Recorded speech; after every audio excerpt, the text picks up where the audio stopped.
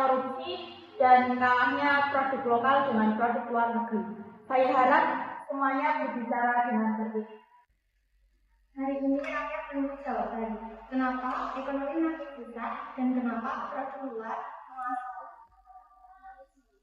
Pemerintah sudah berusaha untuk meningkatkan kualitas produk lokal, namun masyarakat masih memilih produk luar karena lebih murah dan sudah lebih terkenal.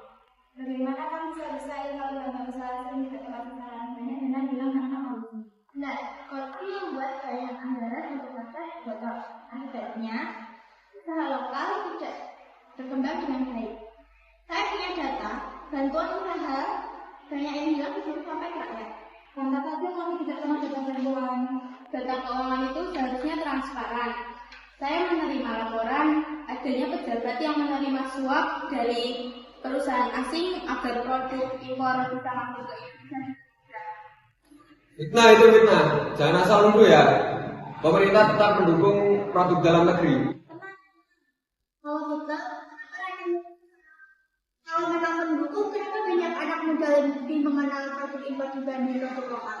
Kalau kualitas bagus, saya pasti memilih produk lokal.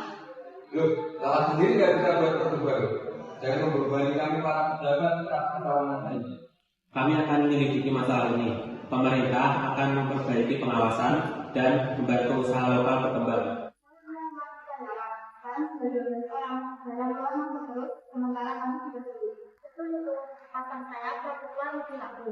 Produk lokal kalah harga karena biaya produksi yang lebih tinggi. Kalau kualitas dibiarkan, ekonomi negara tidak akan maju. Uang rakyat harus digunakan dengan jujur. Karena masalah sebenarnya bukan di produk luar, tapi juga korupsi. Saya setuju, DPR harus mengawasi penggunaan anggaran dengan tepat. Korupsi kami bisa disebutkan para partai tidak mudah dan korupsi tidak ada. Karena para pejabat sudah diributkan oleh masalah sepele seperti ini. Bagaimana jika anggaran untuk pemberdayaan pengusaha lokal tidak difungsikan untuk pembangunan gedung DPR? Saya setuju. Saya tidak setuju. Saya juga tidak. Banyak rakyat menderita karena ekonomi yang tidak stabil. Sementara kita di sini menggunakan uang itu untuk merenovasi gedung DPR. Ya betul, uang ini adalah uang rakyat yang seharusnya kembali lagi kepada rakyat, bukan untuk kepentingan kita. Baiklah, saya setuju dengan pendapat itu. Kepentingan rakyat harus lebih diutamakan. Kami tidak butuh janji, kami butuh tindakan. Kami cuma ingin hidup layak. Bagaimana jika kita membuat satu hari nasional menjadi hari gerakan bangga buatan Indonesia dengan hanya menggunakan produk-produk lokal di hari tersebut. Semoga bukan hanya sekedar diskusikan, tetapi benar-benar dilakukan demi masa depan bangsa. Dan kami ingin masa depan bangsa tidak dijual demi keuntungan pribadi.